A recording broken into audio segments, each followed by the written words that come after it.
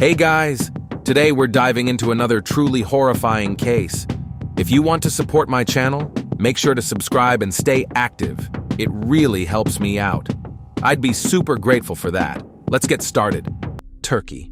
On a summer day in Muğla, everything seemed calm. The city moved at its usual measured pace, students going about their errands, the center busy, the university district full of its regular hustle. Nothing suggested anything was wrong.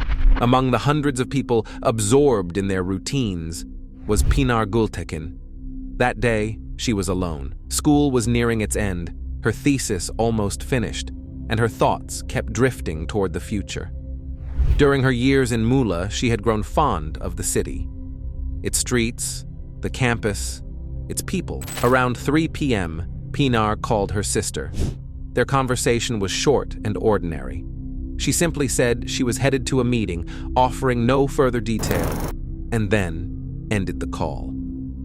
It was the last time her voice was heard by her family. After that call, her phone was silent. At first, there was no cause for concern. Her sister assumed perhaps the battery had died or the meeting had run late. But as evening set in, it became clear this was no longer ordinary. The phone remained off. Messages were undelivered. Night passed in futile attempts to reach Pinar. For her loved ones, this behavior was unusual. Even on her busiest days, Pinar always found a moment to let someone know where she was. She never just vanished. By morning, the family decided they needed to act without delay. Her mother and sister traveled to Muğla, covering hundreds of miles.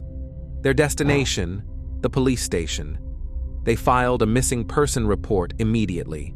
Law enforcement launched an investigation, checking her recent calls, her movements, reviewing surveillance footage. But they found nothing. Every lead turned up empty. Meanwhile, friends and acquaintances joined in the search. On social media, Pinar's photos were shared. Posters appeared around town. People passed information along, hoping someone had seen her in the hours before she disappeared. But there were no signs. No one saw her at the university, in her neighborhood, or downtown. She vanished suddenly, without a trace. Her family came to a chilling realization. What was happening couldn't be chalked up to chance. The disappearance was more than worry-inducing. It had become deeply alarming, a warning sign they could not ignore. Pinar Gültekin was born in Ihsan, a small town in eastern Turkey, in Bitlis province. The Gültekin family was respected in their community. Her father, Siddiqui, was a man of firm convictions, raised under patriarchal values where honor and integrity were paramount. Her mother, Şefika, managed the home and children, upholding the strict traditions accepted in their circle. Though order and discipline were dominant in the home, the children received ample care and attention. Their upbringing emphasized deep respect for parents and ancestors. Pinar grew up in that setting, known for being open and full of life, someone who connected easily with others. From a young age, she was drawn to learning. Books, music, studying foreign languages, all fascinated her. Even with the traditional expectations for girls around her, her parents backed her desire for education. To the Gültekin family, her schooling wasn't just an investment in her future. It was something the whole family felt proud of. Ihsan, a small town in eastern Turkey, operated under its own slow rhythms where family, community, and tradition held everything together. For a young woman, that meant constant attention from those around her. Every move she made became a topic of conversation. In that environment, she developed her character, learning to hold on to her inner freedom without breaking the rules that everyone believed in. By her school years, Pinar already displayed leadership traits. She had confidence, not flashy confidence, but one based on knowledge and energy. She dreamed of going to university and seeing the world beyond her small town. She followed culture and modern trends with interest, loved to dance, and listen to music. Even with strict boundaries, she found ways to express who she was. Her family was supportive. Her father wanted her to have education and independence, while still maintaining respect for the family values. Her mother taught her to honor traditions and stay connected with loved ones, a balance between being open to the new and being loyal to her roots. So, from the conservative world of Ihsan, a girl grew up who carried both past and future within her. That inner combination would set her up for life in the fast-moving world of a university and for the new horizons awaiting her. Moving to Muğla was Pinar Gültekin's step into independence. She was accepted into the economics department at the local university and rented a small apartment in the student area of Akyaka. Her new schedule took shape quickly: classes, the library, meeting classmates, getting ready for assignments.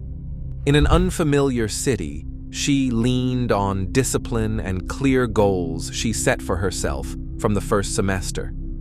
Her circle of friends formed naturally. In her study group, she stood out as friendly and kind. In seminars, she was attentive and conscientious. Professors described her as hardworking and motivated. Friends appreciated her for helping with notes and for keeping her promises. Her academic life was intertwined with active campus life, student events, group outings, study teams preparing for exams together. The transition from the rules of Ihsan to city norms demanded care. There was more freedom, fewer expectations from those around her. Pinar didn't lose sight of the values she grew up with. That explained her restraint in public and the way she considered how her decisions looked to others. Outside of classes, Pinar stayed active on social media, posting photos from her trips and catch-ups with friends. Her love of languages and different cultures grew with every semester. By the time she was close to graduating, she was discussing options for further study abroad and considering language programs that could strengthen her resume. The year 2020 was shaping up as the final stretch of a long journey at university, and she was determined to make the most of her time. Her new life in the city took shape along familiar paths: the campus, the dining halls, nearby cafes. One of those cafes was right across from the university. It was owned by Cemal Metin Avcı, 32 years old, married, father of 2. Among the regulars, he was known as polite and attentive, someone who took care to keep up with his business. For students, it was a spot to grab coffee before a lecture or sit with notebooks between classes. The cafe building became Pinar's usual stop between classes. She'd bring textbooks, order her usual coffee, browse her notes before heading on to her next appointment. At first, her interactions with the owner, Cemal, were strictly business: order, payment, polite small talk. But over time, Cemal began paying more attention. He started remembering her usual order, offering to have her drink ready at certain times, asking about her class schedule and how she was doing on her exams. At first, Pinar chalked this up to the attention a cafe owner might reasonably show a regular customer. She didn't see anything unusual, just friendly and helpful. Then he found her Instagram page. The early likes were neutral: hearts, short emoticons, simple comments under pictures with friends. Then his interaction grew more involved. Compliments about how she looked, notes about places she visited, suggestions for where she could go. Pinar, however, kept her responses reserved and infrequent, avoiding getting personal. He came up with a reason to exchange phone numbers, claiming it would be more convenient for telling her when a table was booked or when her order was ready. In a student area, that didn't seem odd. She shared her number without suspecting anything beyond business, seeing it as communication with the cafe she often visited. After he had her number, the pattern of communication shifted. Instead of short messages about orders, she began getting texts unrelated to the cafe. How was your day? Where are you now? Who are you meeting? The time between messages got shorter. Responses were expected quickly. If she didn't reply, he'd send follow-ups, asking if she had seen the message. Pinar responded politely and tried not to keep the conversation going longer than needed. The frequency of his messages increased. The questions got more precise about when and where, and whenever she said she was too busy, he would send another message just a few minutes later. The tone wasn't aggressive at first, but the persistence built. and it began to demand attention. He started meeting her at the counter in the cafe, sometimes telling the staff her usual order before she arrived, asking what time her next class was, how long the break would be, even offering to stop by later if needed. To people outside, it looked like good customer service, but the shift from business to personal questions was becoming clear. Pinar stuck to her pattern: short answers, no talk of private life, always neutral. Then, in messages, he began suggesting they meet up at a convenient time off-peak. Just talk, no fuss. Pinar declined, saying school and her schedule made it hard. She tried to keep things from escalating. He responded with a series of follow-ups. When is convenient? How long will it take? Can we keep it brief? The gaps between his messages shortened, making it feel like constant monitoring. Alongside the Instagram comments, he began sending her personal photos. Here's what my workday looks like. We updated the lounge, new dessert, etc., even though she hadn't asked. Sometimes they came late at night, despite no meeting being planned. The topics began to shift. Not just her studies, but her circle of friends. Who's in that photo with you? Where was this picture taken? Do you go there often? The boundary between them blurred through short, just-for-a-minute voice or video calls via messenger apps. If Pinar answered, those calls might become daily, each with a new topic. If she didn't respond, he would write messages asking why she was unreachable. Still polite, but more frequent. It became obvious that he was tracking her life rhythm, her study breaks, her evenings, her weekends. His messages more often coincided with when she was online. It wasn't demands yet, but the pattern had shifted.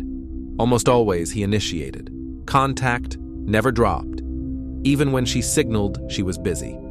For Pinar, this felt like an unwanted closeness masked by politeness. She didn't want to give cause for misunderstanding. But what started as business had grown into an attempt to be a constant presence in her life.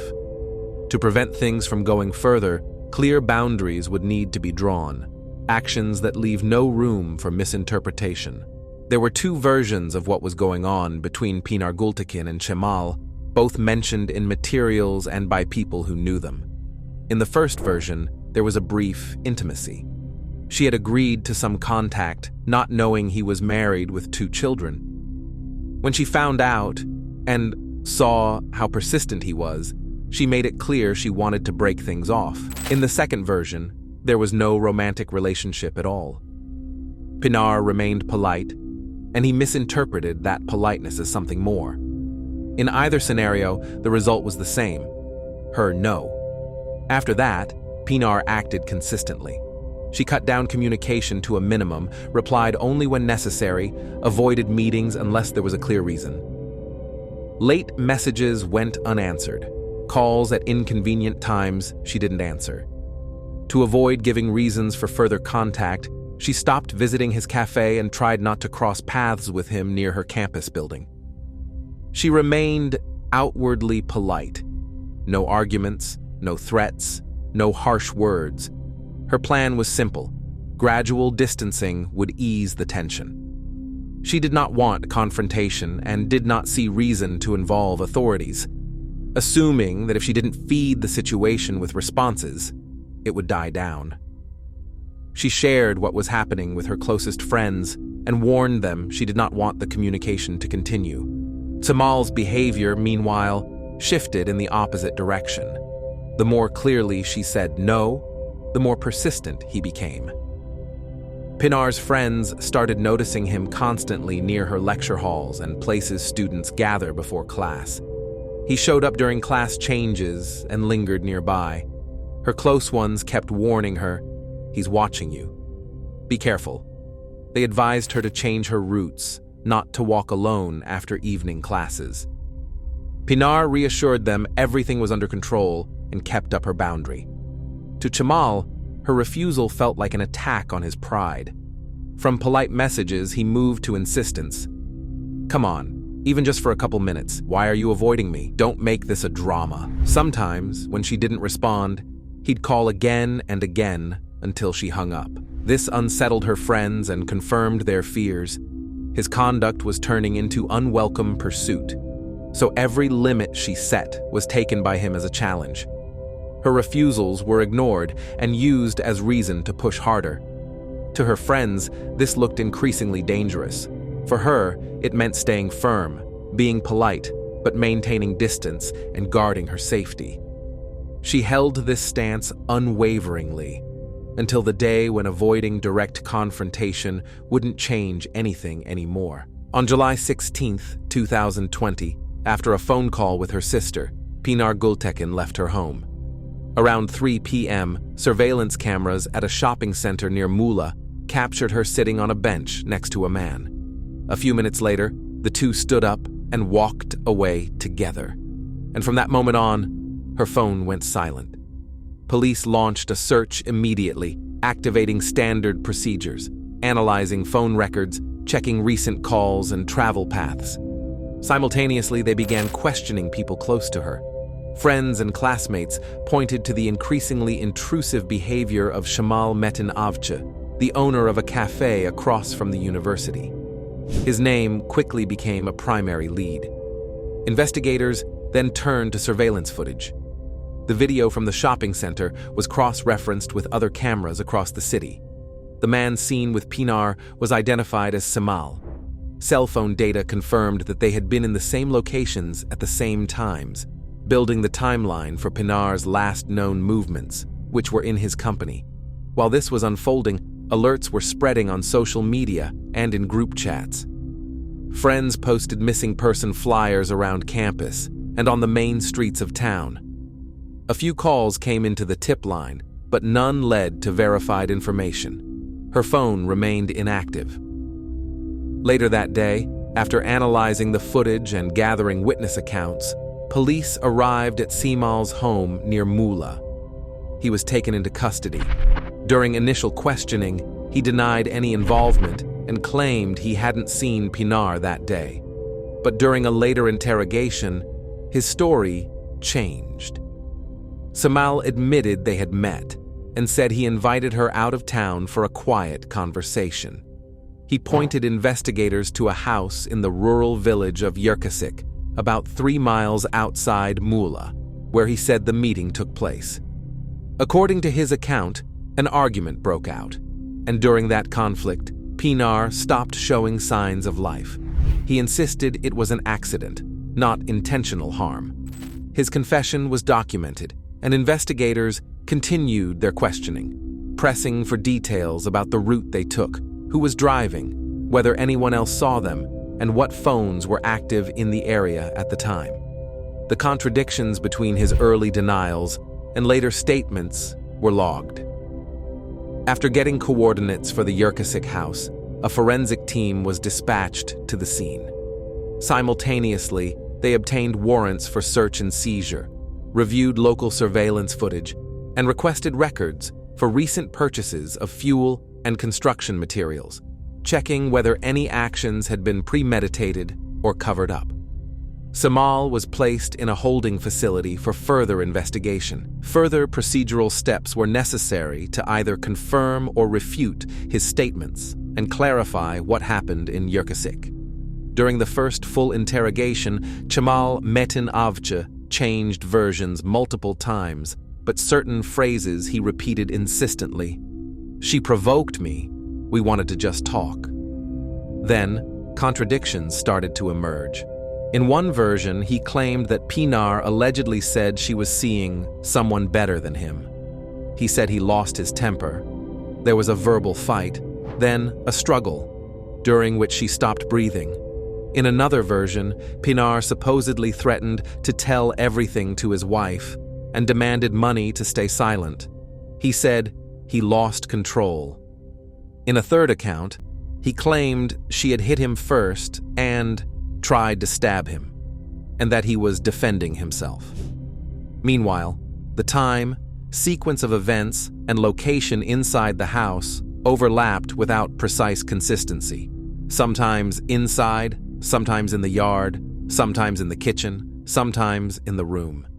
He was unable to explain why he initially denied meeting her at all. He then described what he did after realizing that she was not showing signs of life. According to his account, he carried the body outside with the intention of burning it so that no one would know. When this attempt failed, he said he put her body in a plastic barrel, poured cement over it, and hid it in brush near the house. He also admitted that he broke the SIM card and threw away her phone, then went out to get building materials. Investigators probed further, exactly where the conflict began, how long the drive to Yerkashik took, what he used to start the fire, when and where he bought the gasoline and cement, who might have seen the barrel being moved, how precisely the barrel was sealed. With each detail, the sudden fight version unraveled into inconsistencies. The timing did not line up with billing records, and the sequence fight arrow, death arrow cover-up poorly matched the evidence of deliberate behavior. Procuring fuel, buying cement, choosing a secluded spot, hiding the evidence. The crime scene examination corroborated key parts of his statements.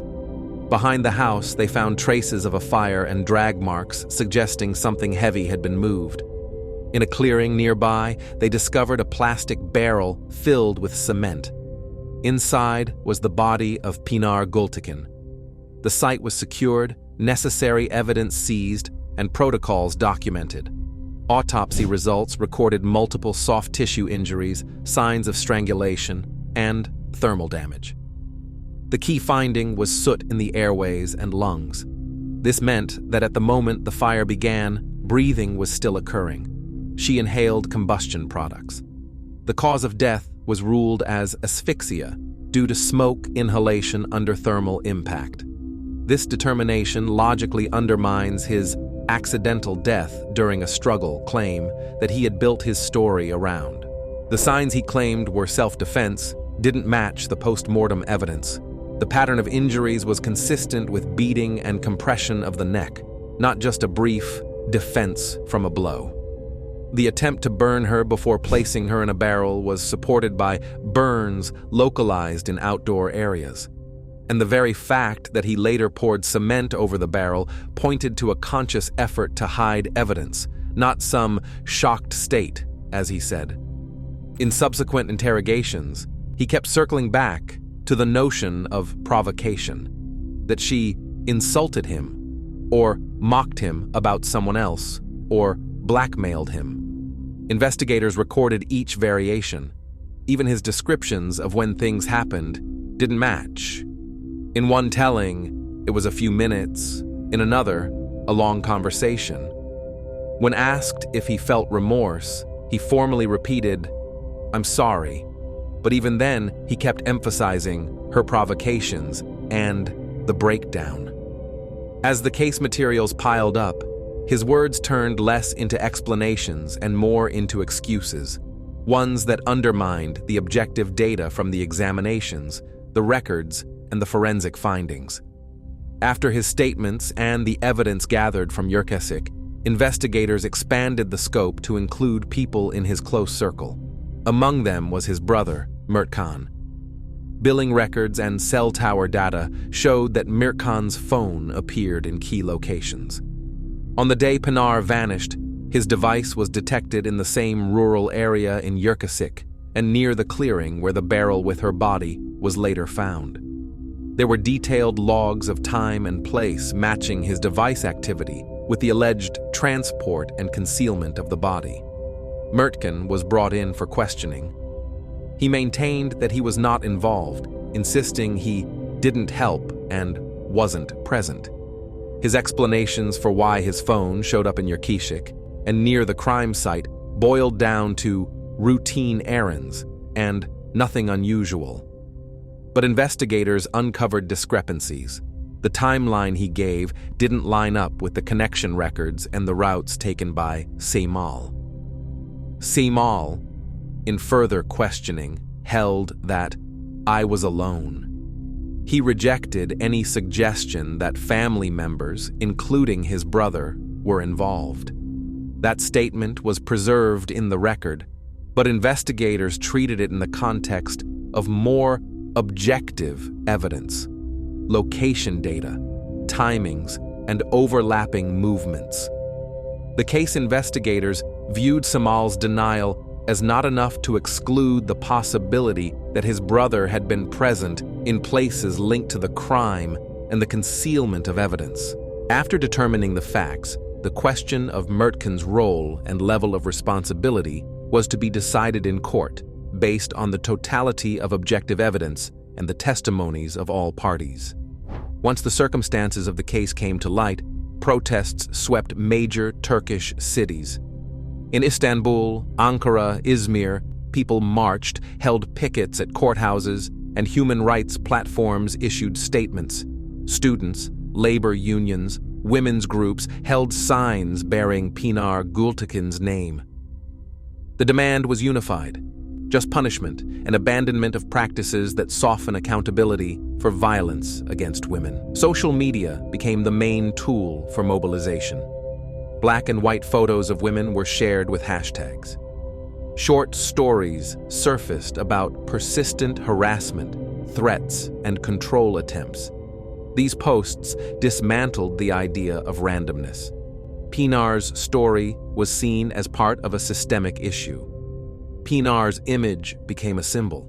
It appeared at rallies, on banners, as avatars. In November 2020, in Muğla, the trial began. Prosecutors presented a detailed timeline of events. They asked for the maximum penalty with no mitigations. The courtroom was packed. Pinar's family, journalists, human rights observers. Samal's defense tried to build a case centered on the idea of unjust provocation, also raising versions of self-defense and severe emotional disturbance, all aimed at reducing culpability and avoiding a life sentence. A major sticking point was the issue of unjust provocation. Lawyers from civil society and members of parliament argued that this legal tool is used to dilute punishment for femicides, distorting cause and effect and justifying crimes through moral judgments. They insisted that such leniency is unacceptable and demanded a review of how this doctrine is applied. The trial dragged on, complicated by the pandemic. Additional expert reports, new witnesses, and defense motions for repeated analyses, all under intense scrutiny. Outside the courthouse, pickets were held continuously. Bar associations and women's groups monitored closely. In court, reports of online pressure were read aloud, while outside, public statements condemned any pressure on the judicial system and insisted that accountability must not be diminished. As the trial moved toward its conclusion in the lower court, it became clear that this case wasn't just about one man on trial. It had become a test of how far the legal system could stretch the concept of provocation as a way to explain or reduce responsibility. The public demanded a sentence that matched the severity of the crime, not a legal loophole that would allow violence to be minimized through technicalities. In June 2022, the court sentenced Shamal Metin Avcı to 23 years in prison instead of life, citing what it called unjust provocation and emotional disturbance, factors the court said lessened his culpability. His brother, Mertken, was sentenced to 4 years for tampering with and concealing evidence. The verdict sparked immediate backlash. In the courtroom, Pinar's family expressed outrage, calling the decision unjust. Legal experts criticized the ruling as a blow to public trust in the justice system. News outlets covered the reaction live. Across Muğla and other major cities, mass protests broke out demanding that the sentence be overturned and replaced with life imprisonment. The prosecution and Pinar's family filed immediate appeals, pointing to a glaring contradiction. How could such a brutal act, fully documented by forensic evidence, lead to a reduced sentence? In March 2023, the appeals court sided with the prosecution and reversed the leniency. For the family, this decision was a glimmer of validation, proof that their fight and public pressure hadn't gone unheard. But the victory was short-lived. In January 2025, a higher court reviewed the appeal and overturned that decision, reinstating the original sentence. The reduction stood. Once again, protests erupted. Lawyers, politicians, and advocacy groups issued sharp public statements, calling the ruling a step backward and a failure of the justice system to protect victims. By February 2025, prosecutors initiated yet another review. The question of Simal's final sentence was back on the table. For Pinar's family, and for those demanding stricter enforcement of the law, the endless cycle of appeals and reversals became a symbol of something deeper, a system in crisis. Courts were interpreting the same facts and legal foundations in completely different ways. Whether a woman's refusal could legally be called a provocation was no longer just a technical point. It was the line between justice and injustice. The courtroom had become a battlefield between law and patriarchal bias. One court rejected leniency, another reinstated it. And for the family, the undeniable facts of the crime still weren't enough to secure a clear and final sentence. Pinar's life ended in tragedy, but her death ignited a movement. Her case exposed the cracks in the justice system and became a symbol of a larger fight: women's right to safety, dignity, and real justice. Thanks for watching, everyone. Your support means a lot to me, and you can help my channel grow by hitting that like button, dropping a comment, and sharing this video. Your engagement really makes a difference. See you soon.